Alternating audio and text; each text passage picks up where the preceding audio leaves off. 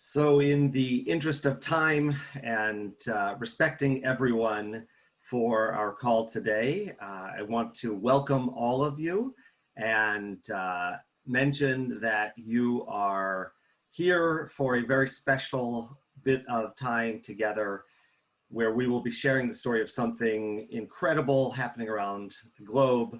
And thank you all for your time. I am Rabbi Josh Bennett, one of the rabbis at Temple Israel in West Bloomfield, Michigan. I'm coming to you, as you see, from the sanctuary of Temple Israel. For reference, Temple Israel is the largest Reform Jewish congregation in the world. We have about 3,500 member families, and we are one of the thought leaders in the American Jewish liberal community. And really excited to have all of you with us on this call, because we'll be talking about something going on around the world that is really a remarkable story, an existential story for the Jewish people in Ethiopia. We have invited all of you, the leaders of the world Jewish community, to join us today to talk about a critical need, a situation happening in Ethiopia that we believe will change the future of Judaism in the African subcontinent. We'll be talking today about a community called Beta Israel. Beta Israel is indeed the emerging Jewish community of an area called North Shewa. And I just want to take a moment to talk to you about how we got started. On this call with me is Susie Coleman. I'll be introducing her later, but it's because of Susie's travels in Africa and chance meeting with members of a Jewish community in Addis Ababa that we have grown as a nonprofit organization working to establish a thriving Jewish community in Ethiopia. You may have, of course, heard of the Ethiopian community that has been in the news this week and obviously in years past with the various airlifts to Israel. We were talking about a different community, but I want to give you just a bit of context as I share my screen here today. So what you're seeing on the map in front of you there is a map of the world, just to give you a sense of where Ethiopia is. More graphically speaking, as we come closer, you are probably familiar with the Jews of the Gondar region at the top of my map. This region is the part of Ethiopia where most of the ancestral history of Judaism in Ethiopia begins. Many of those Jews have made their way through the Red Line to Addis Ababa, and many of those are the Jews who we've already heard about who have been airlifted to Israel. And there are people on this call with more expertise than me who can share information about this story. What we're talking about is the story of this green area where many of those Gondar Jews made their way into what's called North Shewa, including the towns of Dese and Debre Birhan, and eventually also made their way on that blue line towards Addis Ababa, where they're currently congregating in a community called Kechene, a neighborhood of Addis Ababa. These are Jews who over the past 500 years or so have in some cases converted to Christianity, who are now beginning to reclaim their historical roots as part of the Jewish community, not attempting to find their way to Israel, but really looking to establish a viable Jewish community in Ethiopia. And that's where our work comes in. So what I'm about to show you is a short video that will just give you a sense of the beginnings of our story, and then I'll introduce some of the people you'll be hearing from today. So just one moment.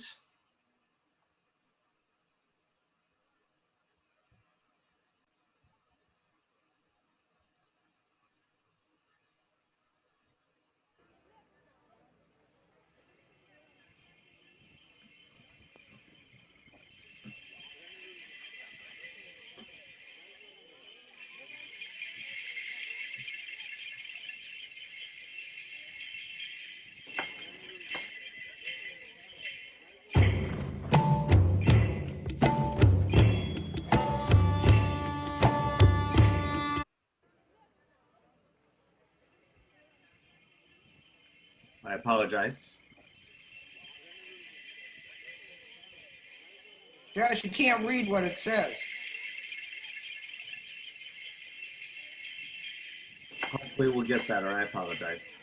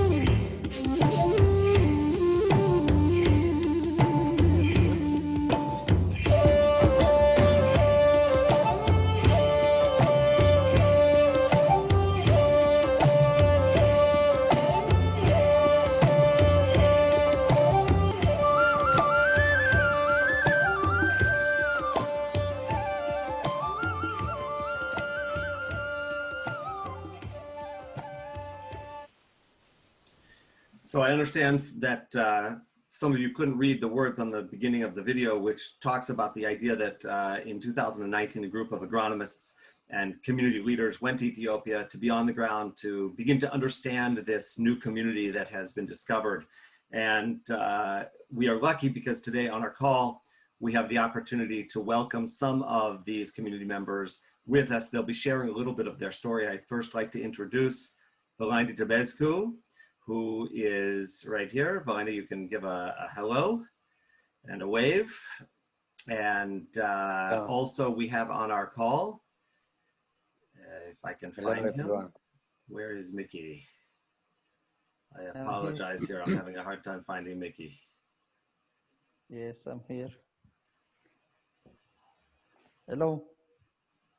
There you are, Mickey, there you are. Mickey is the Chazan of the community in Ethiopia, and Bellini is the executive director of LOZA, which is the Lovers of Zion organization, which is our partner organization in Ethiopia. Both of them have been amazing partners for us, along with, as I mentioned earlier, Susie Coleman, who is the founder of this organization and our partner in Cleveland, David Goldberg, who has been an incredible friend and leader of our project. But I'd really like to turn over the conversation now to Bellini, who, as I mentioned, is the executive director of LOZA. He will share a little bit about the project from his perspective in Kechene, Ethiopia right now.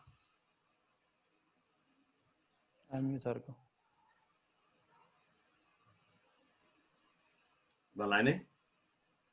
Please.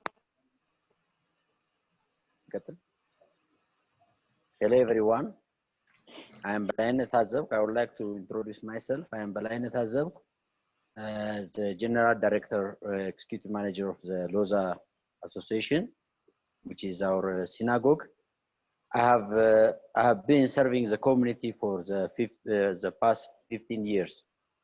Our committee has continued to observe this Jewish practice hiddenly for centuries. Our committee has been persecuted for centuries with continued discrimination, even killing, and mass segregation of Jews from Christian neighborhood. There were challenging issues that led the community into debating if it was time to open the community up to the public or not. This was our challenge. Finally, we have decided to take the risks to open the community to the world. The LOZA Synagogue is now registered with the Ministry of Peace and Religion in Ethiopia and is openly serving the community as a synagogue and as a community center. The establishment of the synagogue could not have been done without the help and support of American Friends of Beth Israel of North Shewa. Thank you very much, you all. The objective of LOZA are clear. It is to emancipate the community from its identity crisis and to alleviate poverty. We seek to practice and observe Judaism as it comes from our forefathers and to pass on the tradition, customs, practices to the new generation. This past month, we have had the honor of a visit by His Excellency Ambassador Raphael Morav to our community to inaugurate the synagogue and to distribute food package to 100 needy families. Our board met with him after the meeting to request recognition of the community from the State of Israel. I would like to introduce you to the synagogue. Our synagogue Chazan, Michael Moges, is hereby.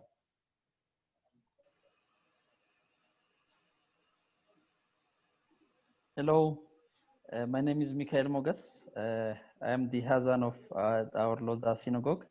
I am going to explain to you some of the needs of our community.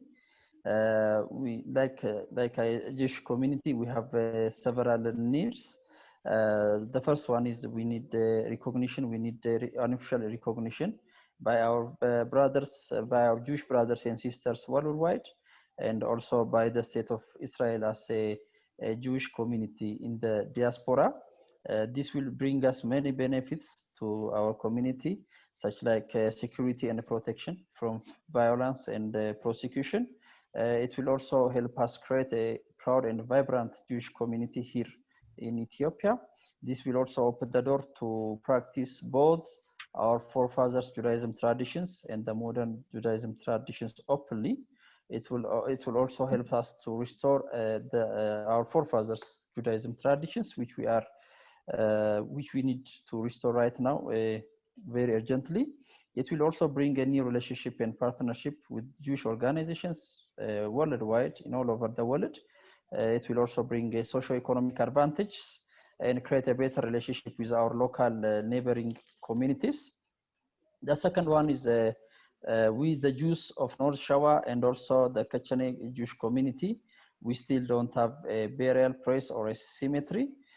Over the last 2 decades since we openly started Judaism movement, we have faced many difficulties and obstacles, and one of the biggest challenges is the lack of a burial place or cemetery.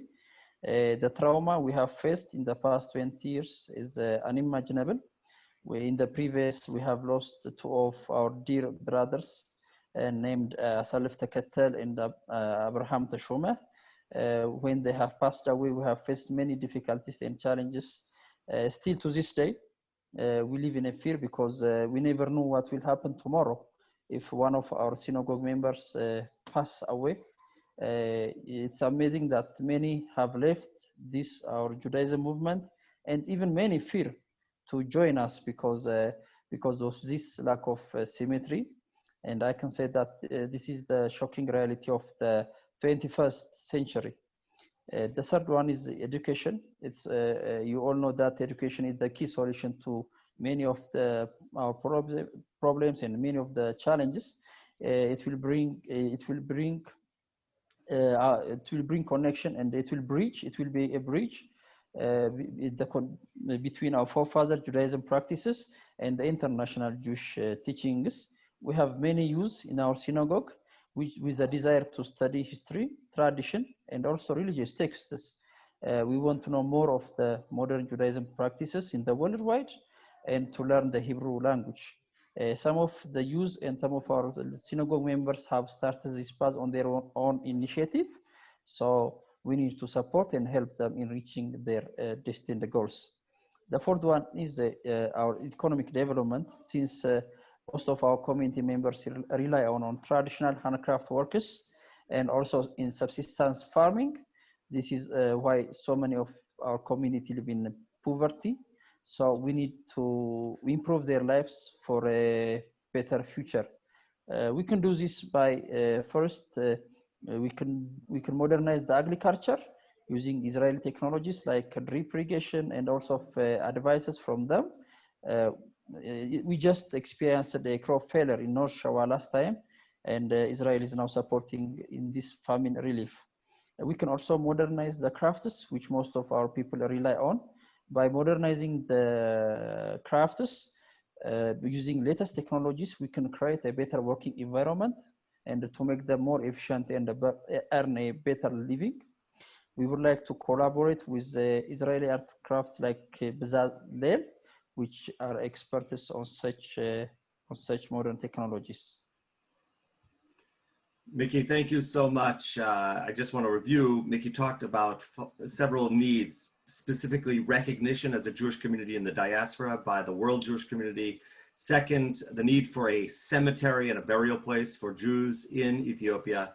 The third is assistance with education. And lastly, economic development, both in the area of agriculture and the craft working industry, which is a powerful part of the Ethiopian Jewish community.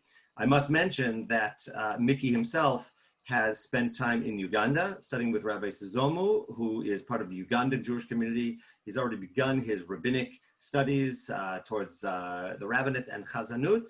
And our team has planned to send him, once coronavirus has passed, to Israel to continue his studies to be the leader of the Jewish community in Kechene from a religious perspective. So we're very excited about that. But what we're excited to show you today is some of the work that we have already started to present to the community in Ethiopia. First of all, the building in which you see Belaine and Mickey standing is a synagogue building that has been rented by the American Friends of the Beta Israel and North Shewa. And what you see behind them are the flags that are in the sanctuary. What we are going to do now, though, is share the story of a craft workshop, a sewing workshop that has been funded by the American Friends. And we're going to allow Mickey and Belaine to give us a tour. I'm going to spotlight Mickey's phone, and that will ask him to take us on a tour of the project that is most recently supporting our community.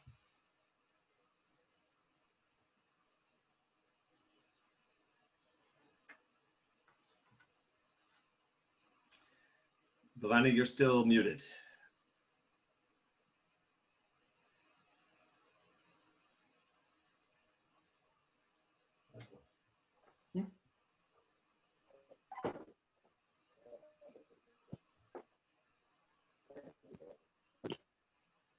Here, he's going to cut. This is a place where women cut the garment, and she is now measuring with the ruler, and she cuts. Mickey, sorry, Belaine, I'm going to have you mute and use the sound on Mickey's phone only because your sound is not coming through well. So if you'll mute, and Mickey, if you'll unmute, that will allow us to hear you through Mickey's phone, and we'll be able to hear better. Okay, go ahead.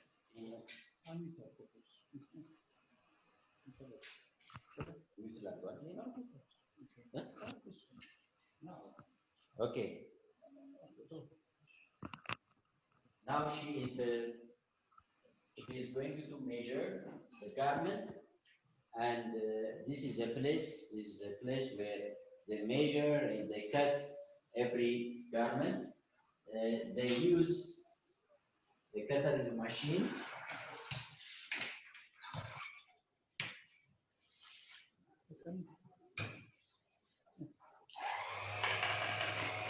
She is now cutting them, and they iron here.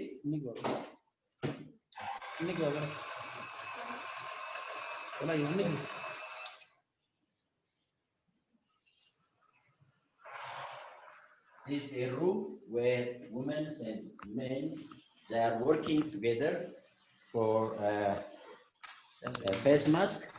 They are producing face mask, and this our workshop. This is donated from American Friends.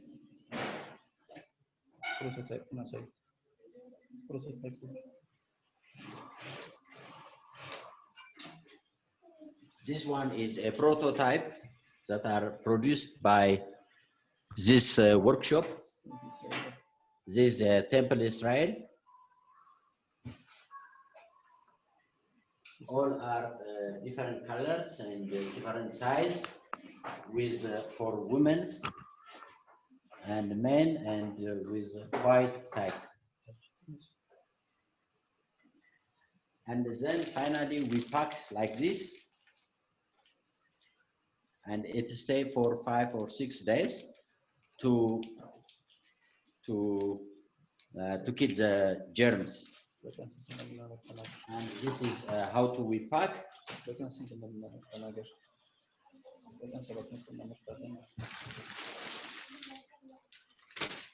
And here we have produced 7,000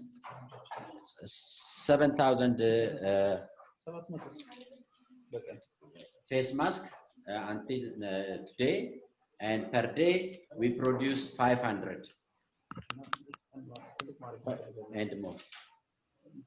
Thank you so much for that amazing spotlight on the work that you're doing, keeping the community safe. Just so that everybody is aware, those are being sold in the local community to create product and some financial support for the synagogue. They are also being given away to people in the Jewish community and outside the Jewish community for the sake of goodwill and protecting people during the coronavirus. It really is an incredible project. Now, I mentioned earlier that they are in the synagogue, and I'd like to just take a moment to again share my screen and offer a view of what the Jewish community looks like. Again, this is a vibrant Jewish community growing and thriving in Addis Ababa. Here's just a quick look at some of what we were able to see while we were there.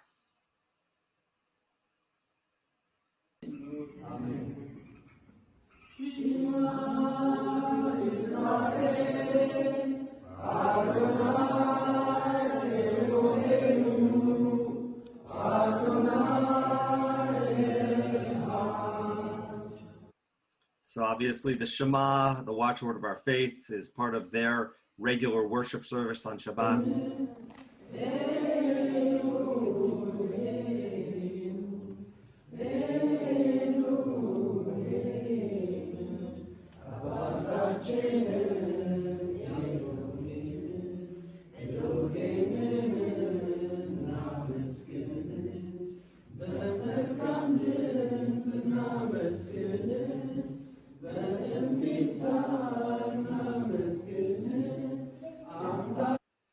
So that video was just to highlight that their worship is both Amharic and Hebrew, and it's really a fusion of old and new in this community, similar to what you might see in any other country of a liberal religious response. And here is the after services, that is injera, which is their version of a challah used on Shabbat. This is just after the service before our Shabbat dinner.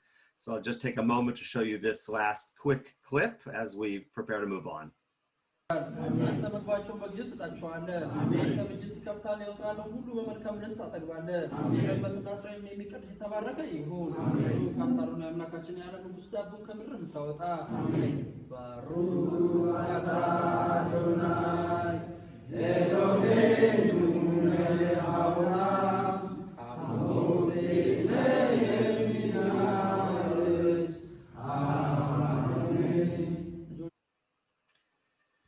Which takes me to our partner on the ground.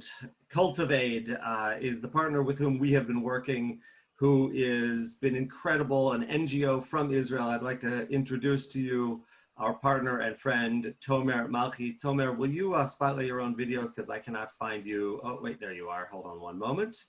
Here you go.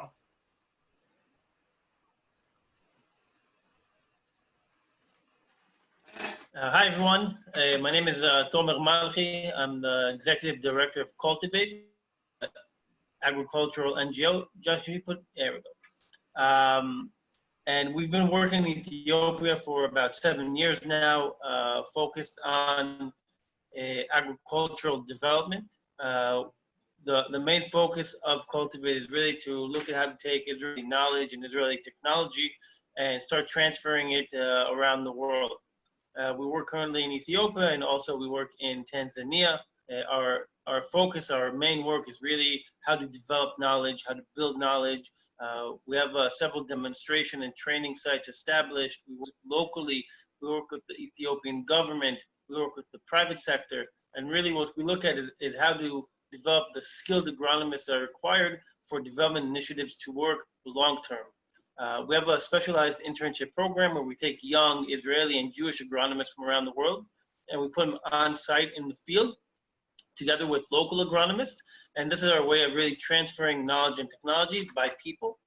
We work on irrigation systems and really looking at what type of irrigation systems work. We look at development of different types of vegetables, looking at nutrition, looking at really how to make the technology work through people. We look at fruit, like avocado and value chains, focusing on how to make things available for export and really get the biggest value out of them. We look at agricultural inputs, nurseries, and at the end of the day, we really address agricultural food and nutritional security.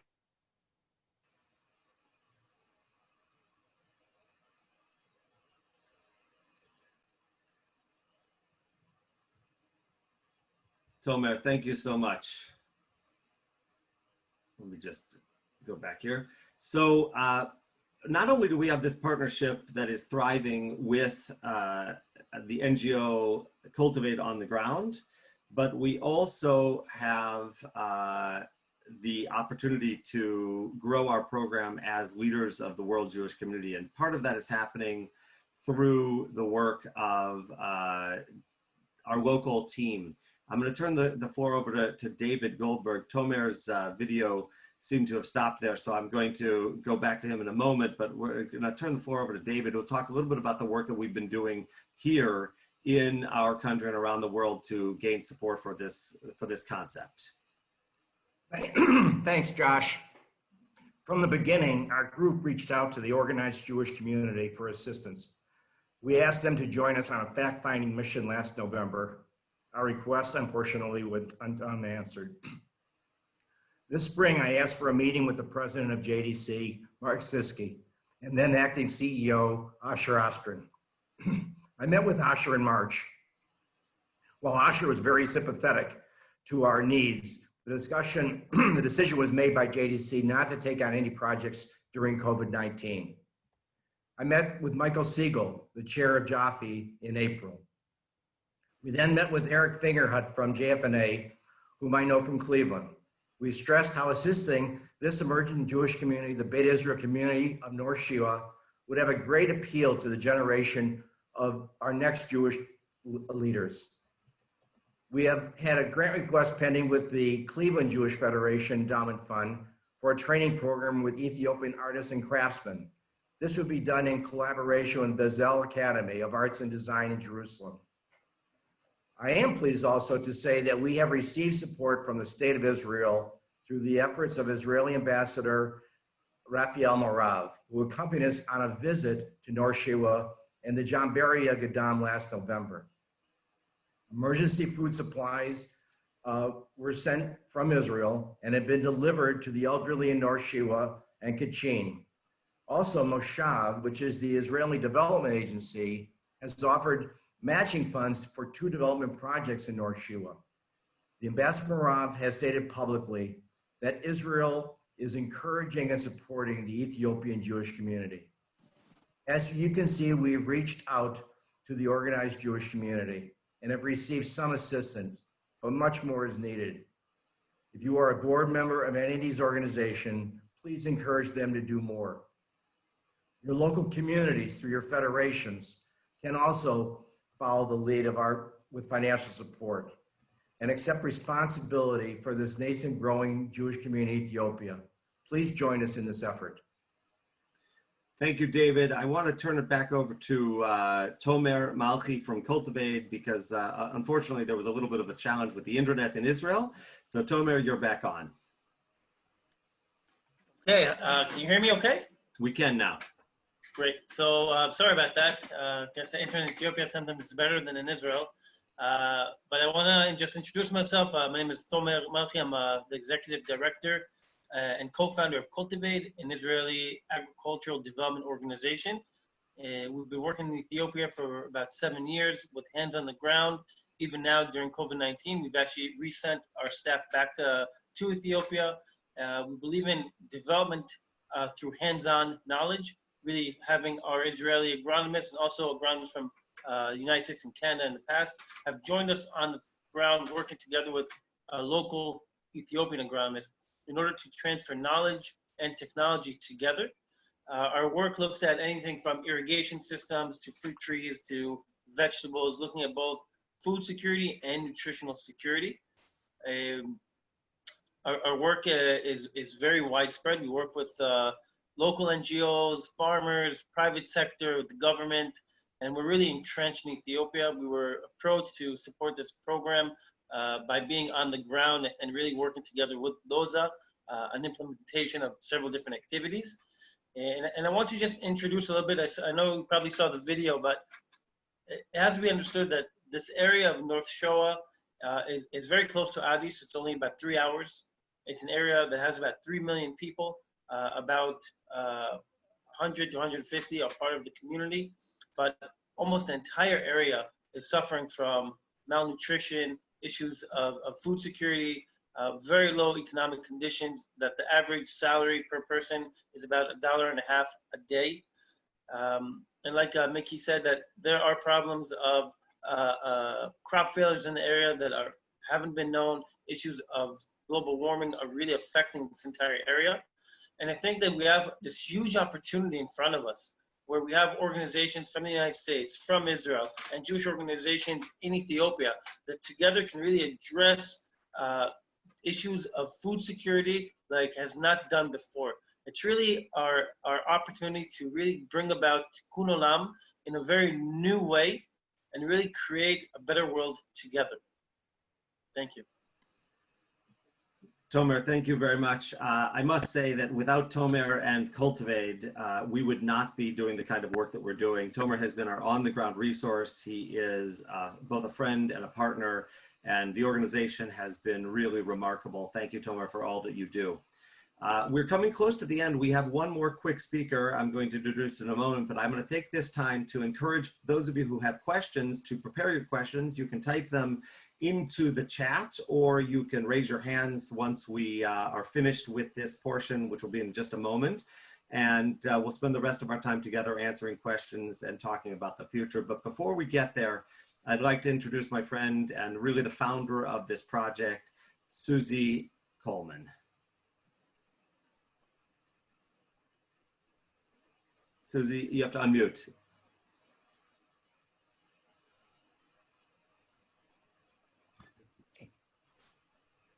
Thank you for taking the time to learn about the Beta Israel of North Shewa community as they emerge from hiding. They would like to establish a strong, vibrant Jewish community in Ethiopia.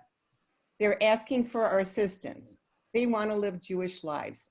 They are now desperately poor and need our help.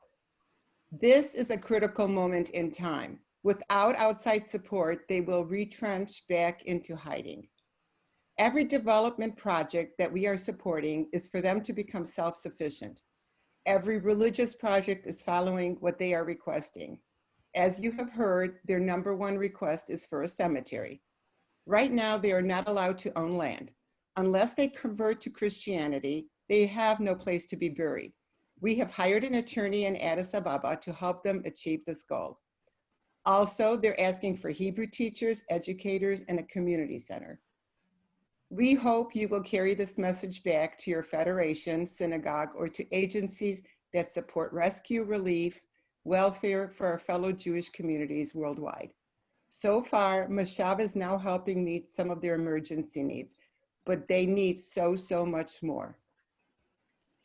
We call upon the established organizations to take action. So far, these organizations have been unwilling to help the community. I hope what you heard today will convince you to become more involved in helping your Jewish brothers and sisters. If you want to help with development projects, please contact Tomer Malki at Cultivate. For religious assistance, Rabbi Josh, and for anything else, please feel free to contact me or David Goldberg. We will follow up with an email with their contact information, along with an attachment with specific development projects that need funding or volunteers. I will now turn it back to Rabbi Josh for questions and answers. Thank you, Susie. I've actually turned off the spotlight so that I can see everybody on the call. I do want to begin. There was a private question, and I'd like to actually begin our conversation with calling on Harriet Bograd. If you want to ask your question, you'll have to unmute yourself first. Josh, I would like to ask a question too, please. I will. I'll come. I think I sent you the first note. I don't have a question. I just want to say congratulations on the work that you're doing.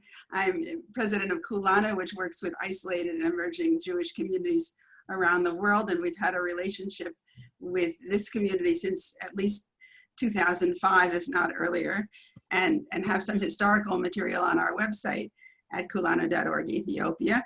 And we're delighted to have just made a donation to help pay for the legal fees for the cemetery. When we visited in 2010, a group of 10 of us, we learned that the need for a cemetery was the top on their priority list, but at that time we thought it would cost $150,000, and that was way beyond Kulana's capacity. We're so glad that Susie and David Goldberg and Rabbi Josh Bennett are taking the lead on this work and trying to bring in so many other resources. Thanks. Thank you so much. We are so grateful for that amazing gift. Jane, why don't you take the next question? Okay, it's Jane Sherman, and first of all, I want to tell Susie how proud I am of her. We talked about this, I think, 3 years ago, and you've really taken it much further than I anticipated. Being very involved with the Ethiopian Jewish community, there's a few questions I'd like to ask. First of all, I want to know, did any of the rabbis ever come to Ethiopia and make any work with the Ethiopians of Kechene to see if they were going to be Jewish? Secondly, is there any relationship? We have 8,000 Ethiopian Jews waiting in Addis Ababa to come to Israel. Luckily, last week, the new minister of Aliyah has agreed to bring 2,000 this year, and we hope to bring the other 6,000 next year. And the Jewish Agency is supporting those families at great expense. So as Susie knows, I've talked to them. They will not do anything for the Kechene community because they have not been recognized as Jewish. So I want to know what has gone on with those, and I want you to understand why the organized Jewish, to David Goldberg, why the organized Jewish community has not gone forward with some of the funding money. And it's, for right now, I think until they are recognized, it's going to be a very hard sell with the organized Jewish community to do it. Jane, thank you. I want everybody to know I did not plant Jane, even though she's a member of my congregation and a good friend. Those questions were important, really, really important, and I want to just begin by quickly answering them. First of all, you asked about the recognition from the Kisim, the high priests of the Ethiopian Jewish community in Israel. Indeed, the very beginnings of our organizational efforts were to work with leaders in Israel and to connect to the Molotsi, the highest of the Kisim, and the rest of the organized religious authorities in the Ethiopian community in Israel.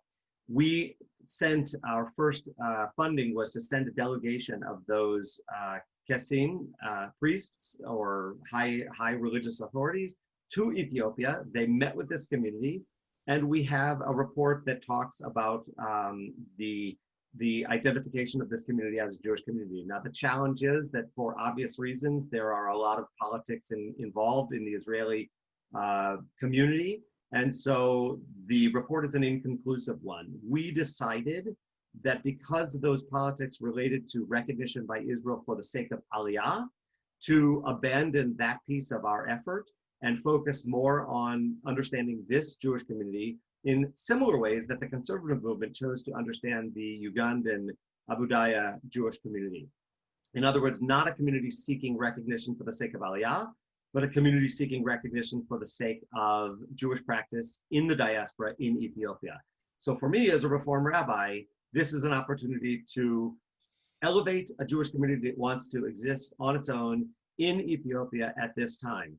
And so our efforts are not really to seek recognition by Israel for the sake of Aliyah, which brings me to the other question you asked, and specifically connecting to this idea that somebody else in the call asked. We recognize that there is work going on right now in Israel to bring the first 2,000 of the 8,000 remaining in Addis Ababa to Israel. They are part of the original community of Beta Israel that I spoke about at the beginning of the presentation from Gondar, and they have already been identified by Israel as viable candidates for Aliyah.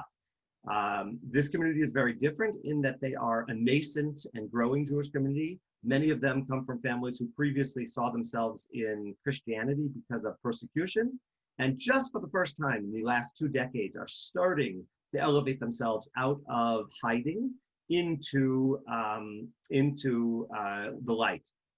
Last November, I was actually on the ground with our team in Ethiopia to meet the abbas of several of the Gedams, those are the hidden monasteries of the Jewish community, met with members of the Jewish community. And as a rabbi in North America right now, I see this as an opportunity to give my hechsher, my credible thought that this is a viable Jewish community seeking to be recognized and to understand themselves as a diaspora Jewish community.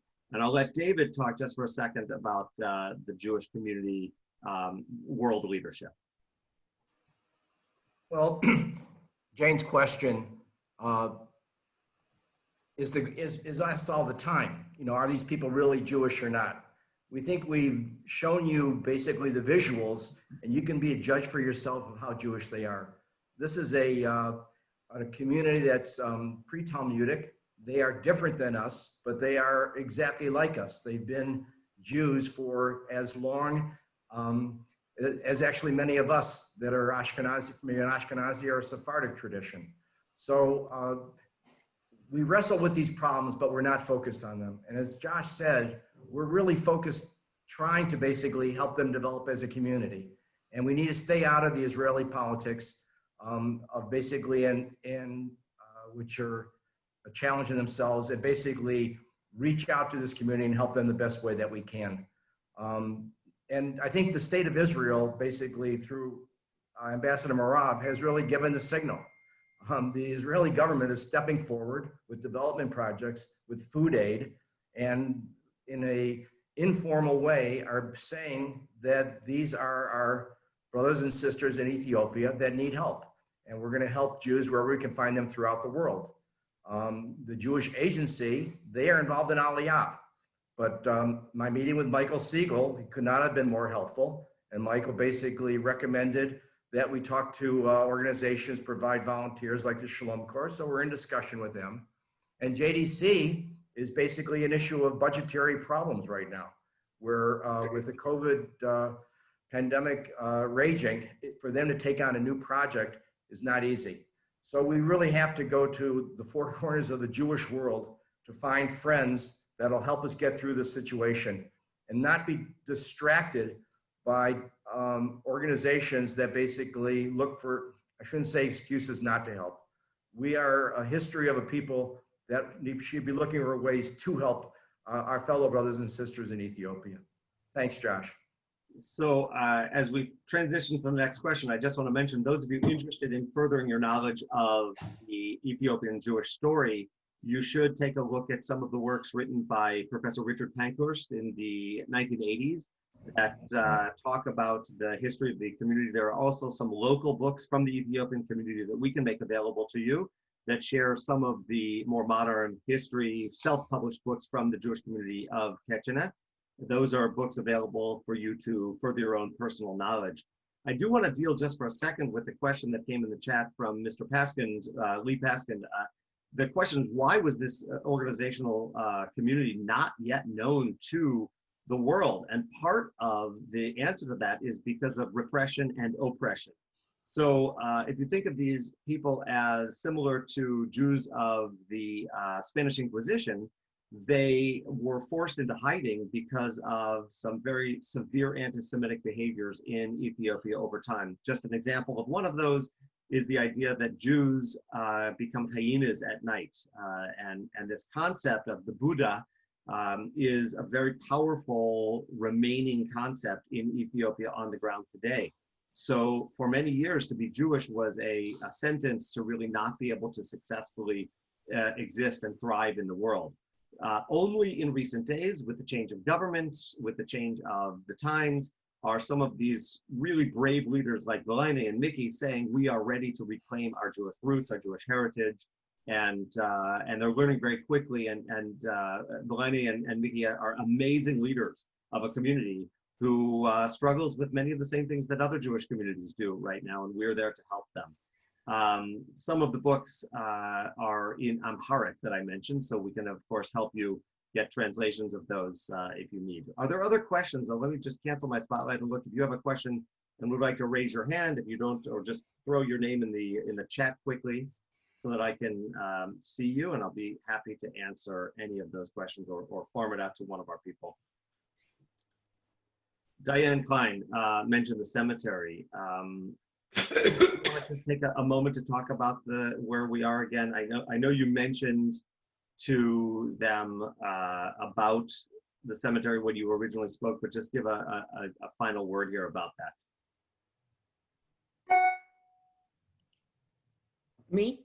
Yeah, Sorry. go ahead, Susie. Oh, as far as the cemetery, many of the people are not coming out because they're afraid that they don't have a place to be buried.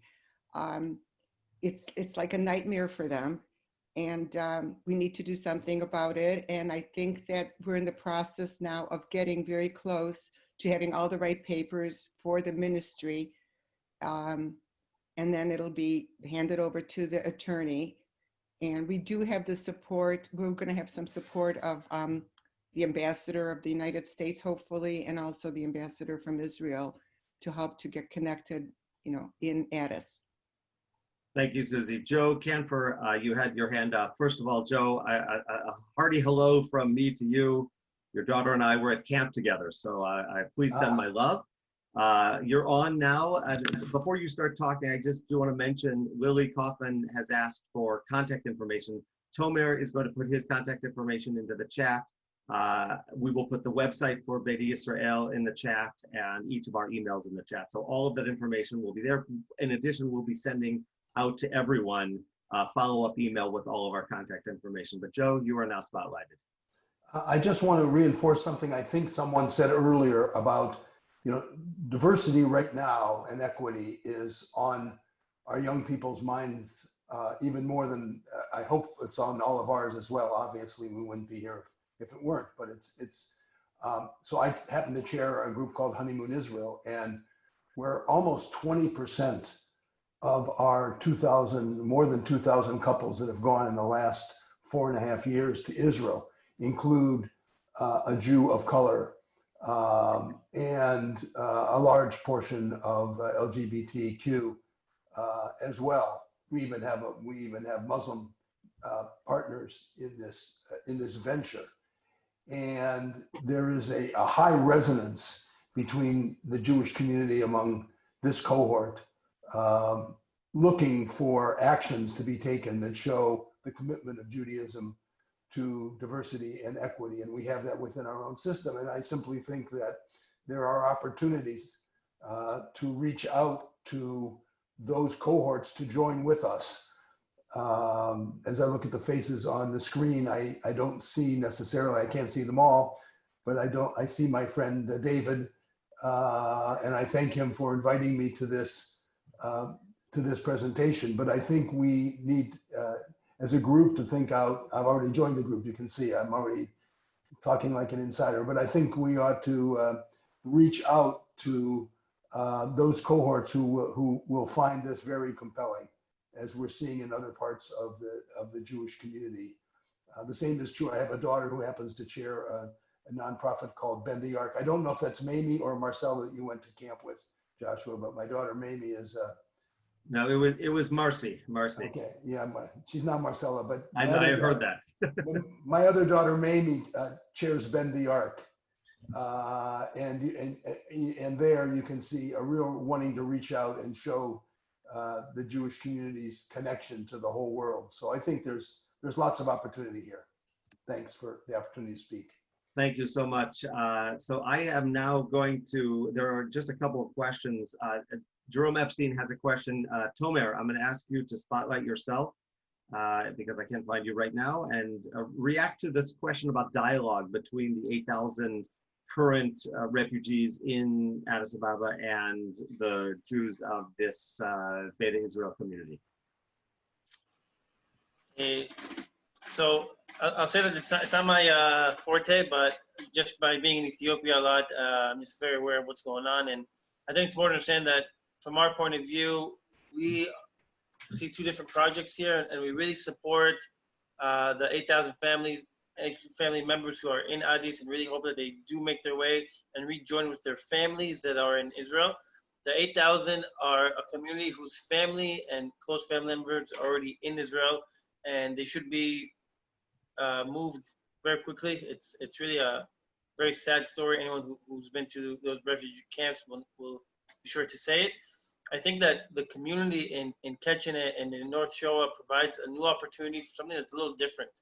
You know, when we look at Jewish communities around the world, whether it's in the United States or England or in Israel, we often have very strong, very powerful, very proud Jewish communities.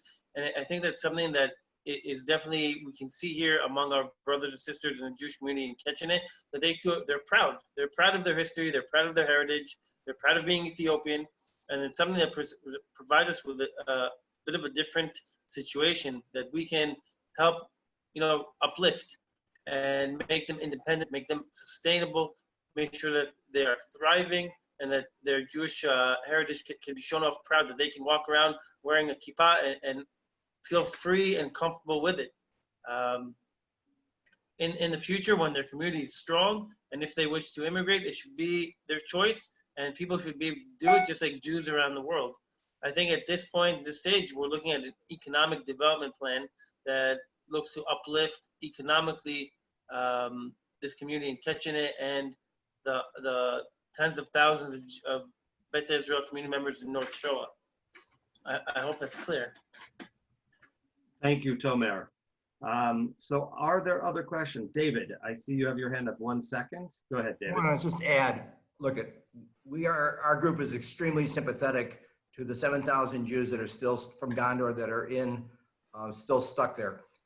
Great news in the last few weeks. We visited actually the place where they were training, but just as an example, the entire support for that community really comes from a handful of people in New York, the struggle to save Ethiopian Jewry. Basically, no money from the Federation system through the Jewish Agency, JDC, the State of Israel. As far as I know, there is no support whatsoever to support those people for the last several years in Ethiopia. So this is an example where people have to sort of step up, and we always can't wait for the organized Jewish community to take the lead, especially because the politics in Israel sometimes make it very difficult. But so we are sympathetic to them, and we almost didn't want to basically be too public about what we're doing to distract from the effort to get the Jews from Gondor to Israel, okay? But thank God, it looks like there's progress being made. We have a new minister of absorption in Israel. The politics are changing. It looks like these people are going to be able to get out within the next 2 years, which now we can basically look at other emerging Jewish communities in the world. Again, we are not pushing for Aliyah for this community, okay? We are not opposed to it. It's their choice. We are just trying to help them break out as Jews. But the overlying politics makes the situation for us with North Shewa, the problem with Gondor, makes something much more difficult than it should be. But we have to do the best we can with the system that we're playing. Thanks. So with that, and with respect to everyone's time, I just want to say a few final words. First of all, thank you to my partners, David and Susie, here in the United States. A huge thank you to our friends and partners in Ethiopia, Belaini and Mickey. And a thank you to Tomer Malchi from Cultivate in Israel. As you see, we are beginning to put the puzzle pieces together to create a remarkable future for the Ethiopian Jewish community. What we are asking for you or from you are threefold. One, to join us by spiritually connecting to our organization and be a part of us, our cheerleaders, to spread the words. The second thing that we're asking for you is to be there for us financially. If you are able to commit to our project, we will talk to you personally about those financial commitments. And lastly, as a rabbi, I'm asking all of you to engage in the future of Judaism in every country around the world. It begins in our own hearts at this time of year. As we enter a new year at the end of the month of Elul, I believe that we have an opportunity to really do the work of Judaism, the holy work of Judaism, in Tikkun Olam, the repair of the world, but also the sustainability of Judaism for our children and our grandchildren. We are so grateful for all of you having taken this time for joining us. And I wish on behalf of the entire team, all of you, a Shana Tova Umetuka, a very happy, healthy, sweet new year. Next year, not only in Jerusalem, but also next year in Ethiopia, together with a thriving Jewish community. Thank you all for being here. Amen. Amen. Shana Tova. Shana Tova. Well, Shana